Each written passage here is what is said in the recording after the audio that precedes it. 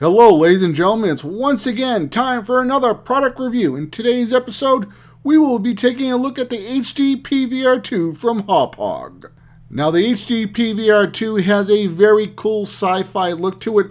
Maybe something out of the Star Trek universe, maybe a little Borgish, maybe a little Star Wars as well. It's definitely a very cool looking device. Now here is the back of the HD-PVR 2. You will have an HDMI in and HDMI out, an AV in. This is for your component cables, USB cable input, and your power adapter. Now Hauppauge is going to give you some software on a CD that's going to have ArcSoft Showbiz software that's going to allow you to record your video game footage and also edit your video game footage as well. Hauppauge has even included a quick installation guide. However, it is very simple to hook up. It's pretty self-explanatory, but if you do need any help, you can just use the quick installation guide if you do need some help. Hauppauge has even included a thank you letter for purchasing the HD-PVR 2. Now Hauppauge has even included one HDMI cable. This is actually kind of cool because some companies do not even include one HDMI cable out of the box. So thank you Hauppauge. Now the HD-PVR 2 does come with a component adapter, so you can hook up any device you want that uses component cables. Right now the PS3 is a little hard to hook up through HDMI. There are ways to do it.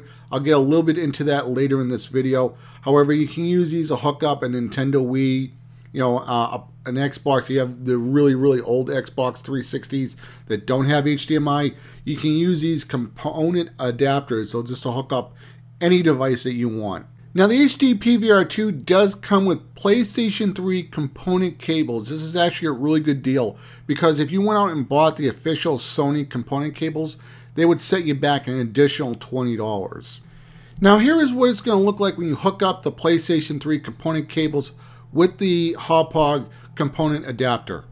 Now when you hook up the audio cables with the component cables, to tell which one is the right and left audio, red is right and the white cable is the left channel. So just look inside the cable and you'll be able to tell what color it is.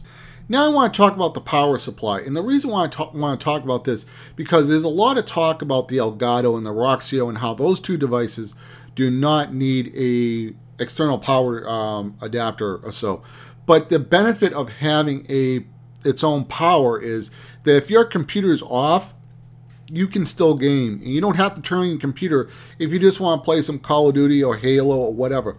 With the Roxio Game Capture HD, it always has to be plugged into the computer, and your computer always needs to be turned on just to play it. Or you're going to have to unhook all the HDMI cables and go to Xbox 360 directly back into the television. That's a pain to keep on unplugging this stuff all the time. Now with the Elgato, it doesn't need to be always plugged into the computer. You'll have to get a wall adapter, USB wall adapter, and then take that USB cable from the Elgato and plug that into the wall. So you're still going to always have to be unplugging this all the time. However, with the HD-PVR 2, you're all set. Now what I want to do is show you the ArcSoft Showbiz software. It's capture software, it's editing software. It can also make AVC HD files, so you can make Blu-ray discs, and it also has a built-in YouTube uploader. So right over here I have some Call of Duty footage, and as you can see it's highlighted in green. Now I can move this slider around and I can edit. As you can see, the scissors are right here, but now let me just click on this. I clicked on the gray. Now when it's white, I can still move it, but I can't edit. As you can see, the scissors are now grayed out. You have to click on the footage, and then the scissors will become white. And now you can click on the scissors, and you can edit. And we'll just trim this out. I'm just going to do a simple edit. I'm not really making a Hollywood movie right here. But anyway, that's now been edited out, and so on. Okay, and what you have right here are some, these are transitions. We have some effects that we can do. You can do you can add lettering of words into it, maybe like let's play, or Call of Duty Sniper, whatever you guys are doing. And right over here, like I said, AVC HD, this is so you can burn it to a Blu-ray or DVD. Now you can burn AVC HD to DVDs. However, once you burn a blank DVD with AVC HD files, your DVD burner won't be able to recognize that disc. So You won't be able to make copies from that unless you probably have a Blu-ray drive. So if you need to make multiple copies or so, keep the files on the computer, or maybe just burn them back as data. But once you burn it as a DVD, a Blu-ray on a DVD, if that sounds right, there's a way to do that. You won't be able to make copies of the AVC HD files once you burn them to a DVD, but you have to authorize it as like a mini Blu-ray or whatever disc, if that makes any sense. So anyway, here is the capture software.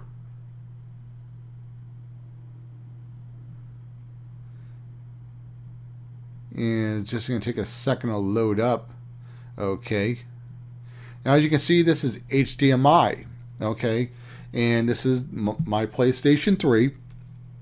And I am recording with HDMI. Now, how am I doing this? Well, it's very simple. Just one quick tip: when you have your Hauppauge, you can simply just click on this big giant button to start recording, so you don't have to use the ARC software to click the record button. So you have two different options if you just want to click record. But I have a DVI and audio to HDMI converter. Now right over here is the back of the box. So I go HDMI out, and then and the other end of the cable is it's DVI. So HDMI DVI cable. Then I go optical out. Okay, and then this box will rebuild the HDMI and AC3 audio cables back together and spit it out as a brand new HDMI signal with no HDCP copy protection. Now the PlayStation 3 always has that copy protection on at all times, even when you're gaming, if you're browsing the internet or whatever it is, it's always on.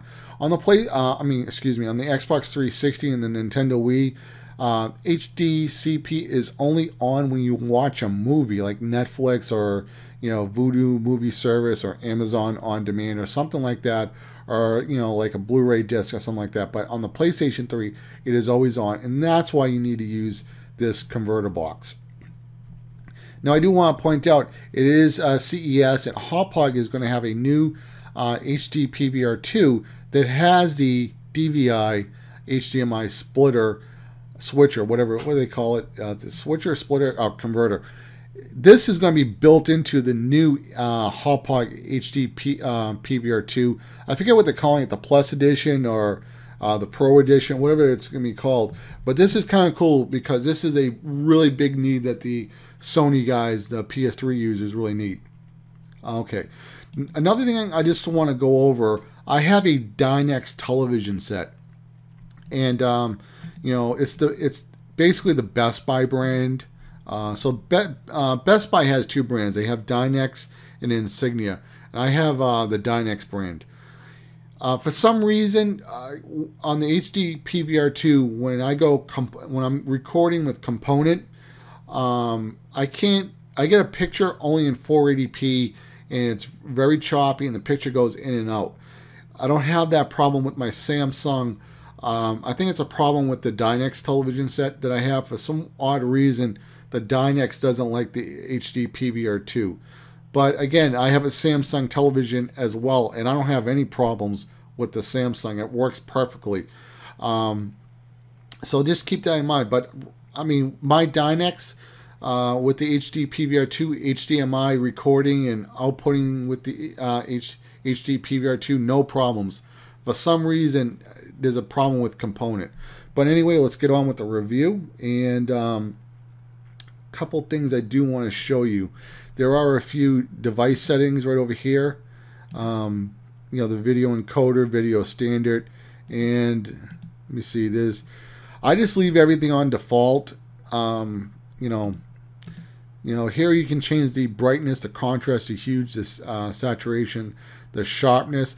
Now I do want to say one thing. The Hauppauge HD PVR 2, in my opinion, has the best picture out of all the capture cards. It's better than the Elgato. It's better than the Roxio Game Capture HD. I'm going to show you some footage coming up very shortly. But the Hauppauge HD PVR 2, seems it has the best dynamic range. That's with the whites and the blacks and the dark shadows and the real bright spots. And some of the footage that I've looked at, it handles that very, very, very well. Now, I know there is some talk about the Elgato having a higher bit rate, and some people will say that the Elgato is better because it has a higher bit rate. That's not always the case. You also have to take in consideration the chip that's doing the encoding. And I feel that the chip that's in the HD-PVR2 is superior than the Elgato because the colors are better, there's more dynamic range right there, and it's just perfect right out of the box. So let me look at the format settings.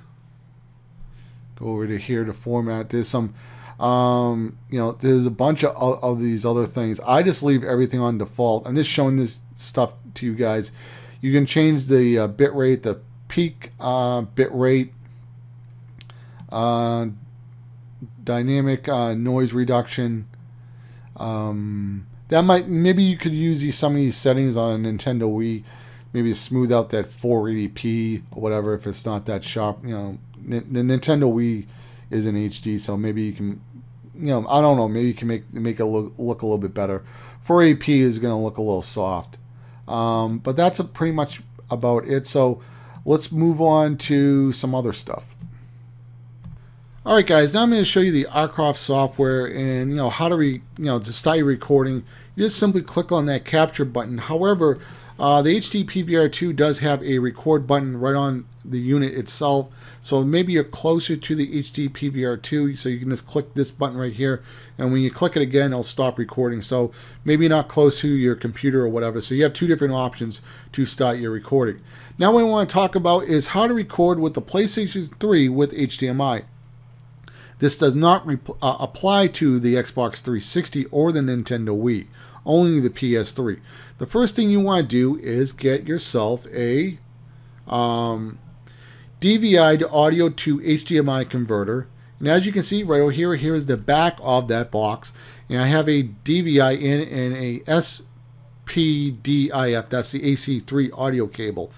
I have a HDMI one end that goes into the PS3, and then that cable on the other end is DVI. That goes into this box, and the AC3 goes in right in here. And then when it spits it out, I have a brand new HDMI signal with absolutely no HDCP.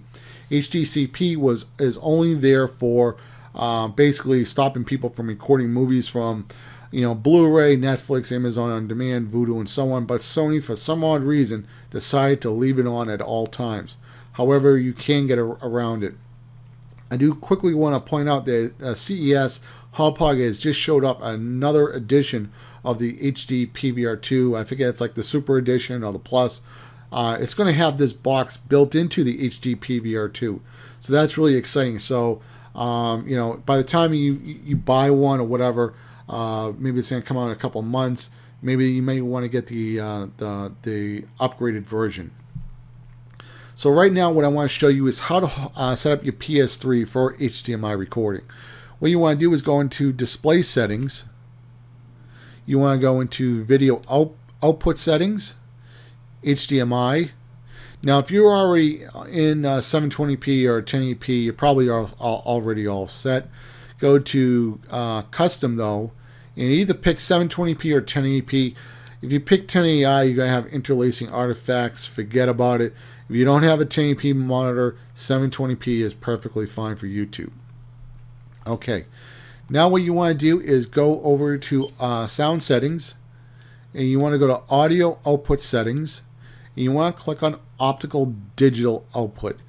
Again, so basically what you're doing is you're sending the video into the HDMI into the DVI, and then the optical into this box, and again then it's going to spit out a brand new clean HDMI signal with no copy protection, so you can record your Call of Duty, Battlefield, whatever you're interested, Uncharted on your PS3. Now what I want to talk about is how to do live commentary. So if you want to do live commentary with the Hauppauge, there are two ways in how to do it. With component cables, you can use component cables with a sound mixer. I'll leave some information in the description box of this video. I did some videos on that as well. Again, I only had problems with the Hauppauge with the component with my Dynex television set. I don't have any problems with the Samsung. I looked online to see if there was anybody else having problems. I'm the only one in the world who's probably having this problem with the HD PVR 2. So just keep that in mind. You know, if you have a Samsung or a Sony, I probably, you know, if you go with component, it'll probably going to work out fine. But if you guys are going to be buying anything, buy from Amazon. So if you need to return anything, you're not going to have any problems. But again, I think this is a very unique problem with my television set. Okay. So that's pretty much it. So let me show you some Bandicam software and how to do recordings with Bandicam with HDMI. All right, now what I want to do is talk about live commentary. Now, of course, you can do live commentary with a sound mixer. There are some benefits of using a sound mixer, and there are some downsides to using a sound mixer as well. The good thing about sound mixer is, you know, if you get your audio levels right, your first go, you can just upload directly to YouTube. And that's it. Like, you don't want to do any encoding, you know, in post-production directly to YouTube. You can go component cables with a sound mixer with a Behringer. You get an XLR headset, like a Shure headset, and you're good to go. You have to get used to checking your audio levels. I put headphones into my ears, and I go check, check, check, check. And with the sound mixer, it picks up my what I'm saying in the microphone, goes into the sound mixer, and then I hear myself speaking again in the headphones. It's a little hard because I'm also actually hearing myself with my mouth, and then, you know, my ears actually hearing my real voice even before it goes into the sound mixer. It's like the speed of light, basically, but it's a little bit hard to check that type of levels. You have to get good at it. It took me a little while to get used to that, but I'm pretty good at it. But if you guys aren't used to checking audio levels, I would recommend some software by Bandicam. And there are a few things I want to talk about Bandicam so you guys know what you're doing. First thing you want to do, first off, I do have to say, Bandicam will only record the size of your monitor. If you have a 4x3 monitor, it's only going to record 4x3. If you have a 720p, like my laptop is it's a little higher than 720p. That's the resolution it's going to record at. So you need a 1080p laptop or a desktop to record in 1080p. This is screen capture software. So what you do is, with the ARC software, you go full screen, and then like I have on my laptop, I hit F7 to start recording. So let me just hit full screen. You're probably not, maybe you'll see, okay, you'll see this. Okay, I got full screen working. As you can see, these are the frames per second that are happening right now with the software right now. And I'm going to go out of this, and my Bandicam software is right over here. And there are a few tips I do want to give you guys. Okay. From what I've heard, there really isn't a big difference between 80 and 90% in quality. However, people are saying that the 90%, you know, the files are just a little bit bigger. And people are like, well, it's a little bit bigger, I'll go with 90%. Once you go to 100% with Bandicam, files get very, very huge. And a lot of people say they still can't really see the difference. Also, now I'm only going to talk about North America or Japan. NTSC, I'm 29.970 frames. That's what my TV is, basically. So that's what I'm going to pick. I don't know about what you PAL guys are. If you guys have if you PAL guys, record an MP4 file with your Xbox 360 or PS3 or Nintendo Wii. See what the file is and check with VLC, the video playback software. See what your frames are natively, and then you can just check this, pick one of the frame rates right here. And I'll leave a link to VLC if you guys don't know about that. Now this is very important. Now maybe you guys are going to use Bandicam for PC recording, your World of Warcraft, Team Fortress, whatever. Okay. With the ARC software, the MPEG-1 software works really good with Bandicam. Okay. What I do is I go full screen and then I record with the Bandicam with MPEG-1. Also, you need to set your codec, your audio codec, to PCM. Okay. or Sony Vegas will not pick up the second track. I don't know about Adobe Premiere. I think it's Adobe Premiere. It's the same issue. So what you need to do is, again, set your audio to PCM and MPEG-1. Okay, set it to MPEG-1. All right. You can encode out to WMV or MP4 files or WMO, whatever it is. It'll work fine. Okay. But if you record footage like Team Fortress or World of Warcraft and you record in MPEG-1, right, you need to encode out to WMV. If you encode out to MP4, it's going to look screwed up. Now, this is only for capturing video game footage like PC video games. If you want to encode out to MP4, okay, if you're playing World of Warcraft or Team Fortress, you need to encode in Motion JPEG. I'm going to tell you right now, the files would be much, much bigger than MPEG-1. So that's pretty much about it. Bandicam is really cool. So let me show you what it's going to look like in Sony Vegas. Alright, now I just recorded some video gameplay with the Bandicam software. I'm going to show you some of the benefits of using the Bandicam software. Now, as you can see, here is the game audio, the red track. And here's some random commentary that I did. And I'll just play it over in a second so you guys can see. Overall, it works out pretty well for everybody. I just want some stuff in the audio track so Alright, that was just me babbling about whatever I was just talking about. So basically what I can do is I can change the audio level of the game audio. If it's too high or too low, I can adjust it. I can make my voice louder or softer. And this is actually a really good thing. Now, the reason why this is actually really good, better than even a sound mixer is basically because you get two audio tracks. Unless there's a maybe a virtual sound mixer that can do two audio tracks that I don't know of. The benefit of fixing your levels in post is that you never have to worry about them being screwed up. And if you are going to put an intro on your show on YouTube, like I have an intro, this is my intro right here. You're going to run it out anyway with Sony Vegas or Adobe Premiere. So a real sound mixer is almost pointless because it doesn't make any difference. I mean, it only takes a couple of seconds to adjust your levels, put the headphones on, and you're good to go.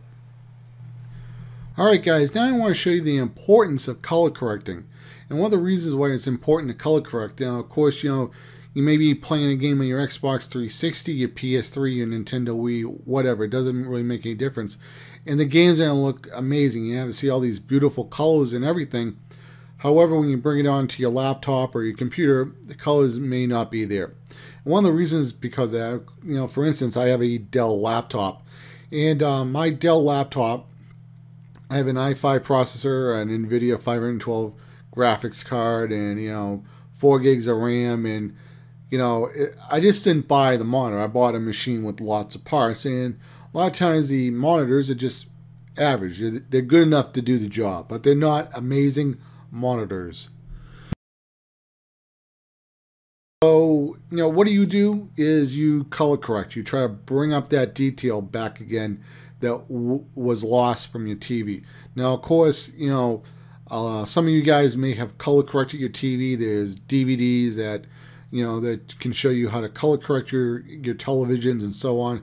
I'll leave some of that information. If you're interested in color correcting your TV set, there's DVDs where you put blue glasses on or so on, and you can configure the contrast and the ratio and all that good stuff. So anyway, let's get on to the color correcting. Now, there's two ways to pick two plugins. You can click on Video Event. You can pick a plugin, and then you can pick Meteor FX, and you can pick color curves and so on. So let me just close this. Event pan. See how it comes back. You go between these two, but I'm going to get rid of that one. I'm going to get rid of that one.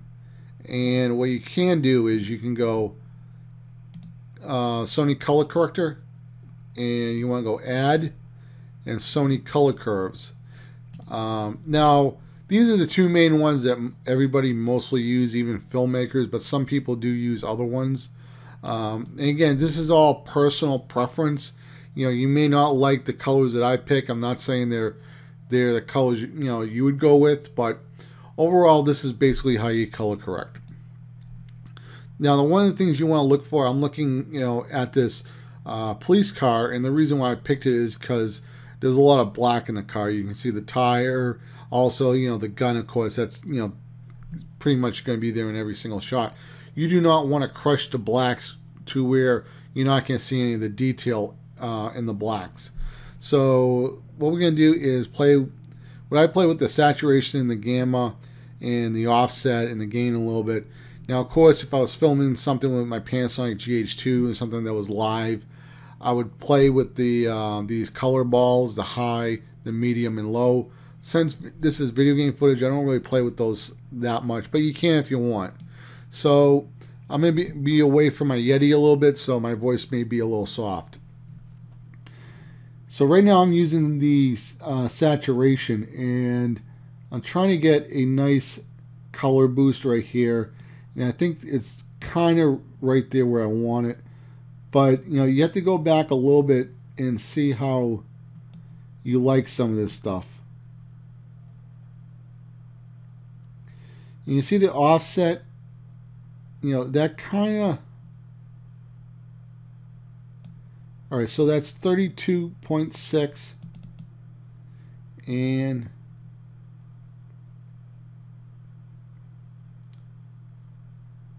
I mean 23.6. That's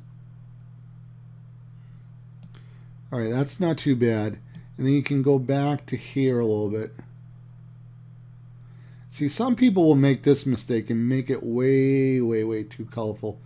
Have too much yellow in the image. You want to bring it out. See, that looks kind of flat right there.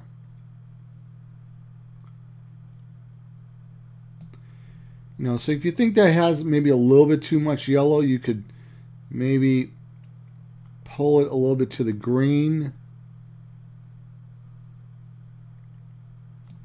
You can play with these. Don't get me wrong. That looks a little bit better.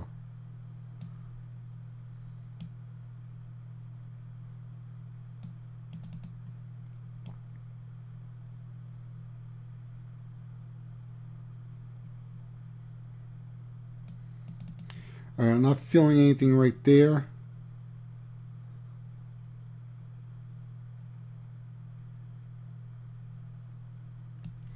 All right, so I like that. That's pretty good. I like that. All right. And now we're going to do the Sony color curves.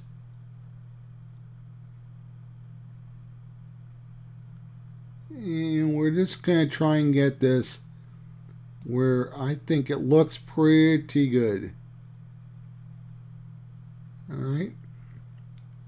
Again, I'm looking for that black tire, and I don't want to crush it to the point of where it's completely dead.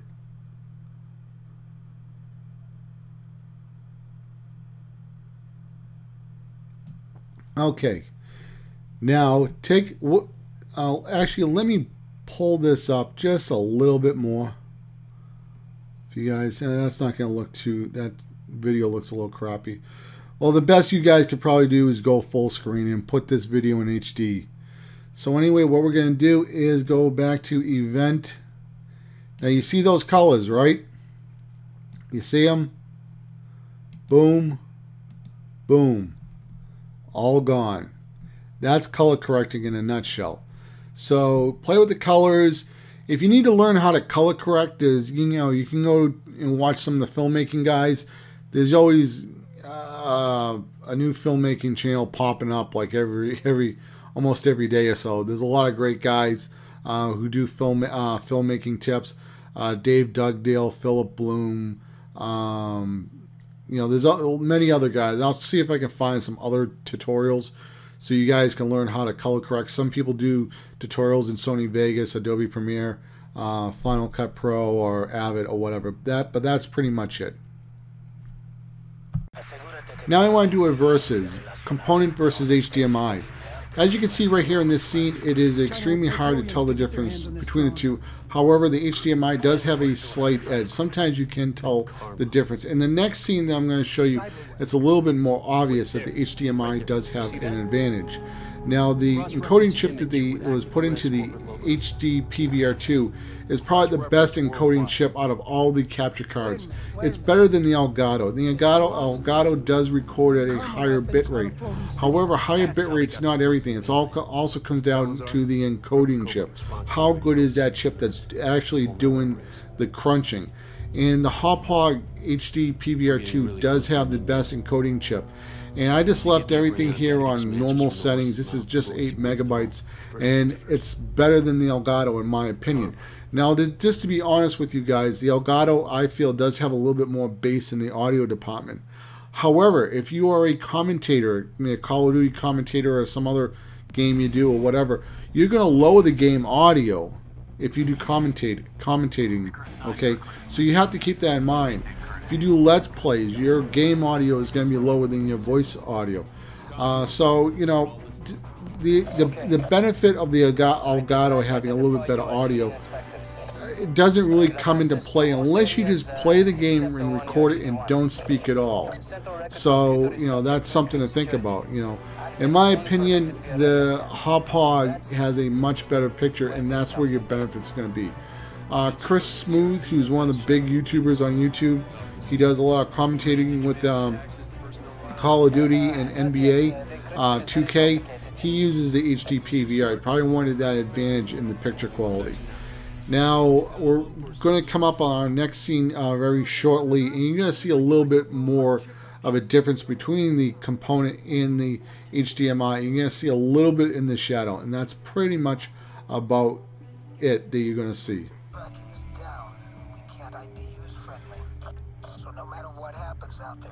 Now, this pantry you're going to see that's like a little bit on the left side of the picture, you're going to see a lot more into the shadow with the HDMI.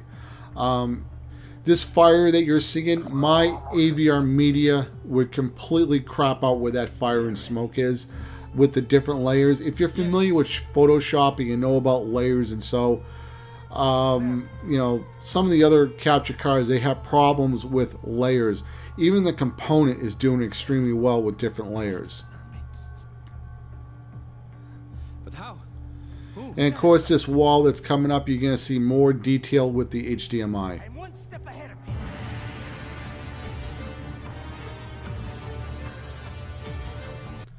Alright guys, before I wrap up this review, I want to talk about capturing iOS games, probably from iPads or, you know, even the new iPhone, the ones that are widescreen, or the iPod Touches now.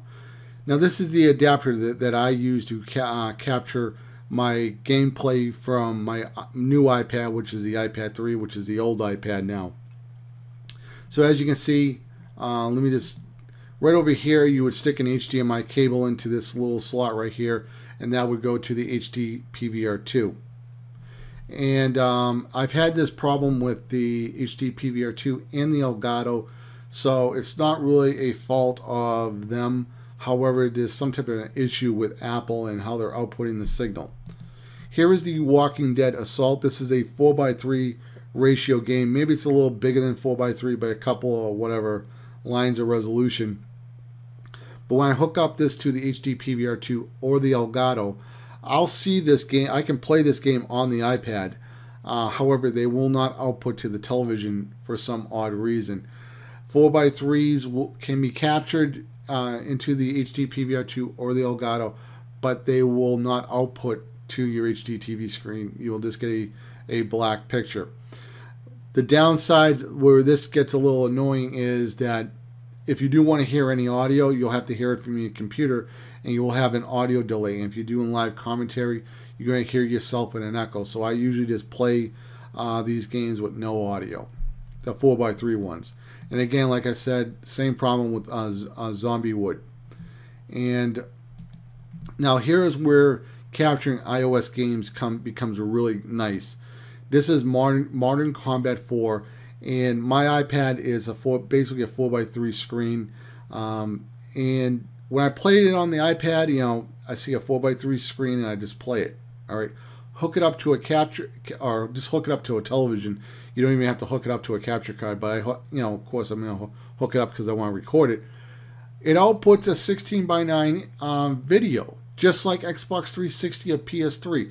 If you play Gears of War on an old TV set with the composite cables, the yellow cable for video, it fixes the polygons, so it's not like short, crunched or stretched or cropped or anything. It's the proper, width for everything. And that's what, they're doing with the iPad. Now, when I play Modern Combat while capturing, and Modern Combat is on the television, my iPad has a black screen. Only thing I can see is the controls. That's it. There's no video on the iPad at all. That's because the iPad cannot render a 4:3 ratio as video as well for the screen, and then output a 16:9. So hopefully Apple will hopefully get this worked out, maybe with a firmware update. Again, this isn't. I don't think this is really against the capture cards. There's something funky going on with the with the HDMI adapters, or the games themselves. So I don't really know. Maybe buy the official Apple one if you're interested. If you have an older iPad, maybe just buy it now before it's hard. Those cables become hard to get. So anyway, guys, I hope you enjoyed this review. Sorry it took so long, but I really wanted to be a very, very in-depth review for this video. And I've been editing all day and talking to my Yeti and everything. So once again, guys, this is MP4podcast.com. You have yourself a great day. Later, guys. Bye.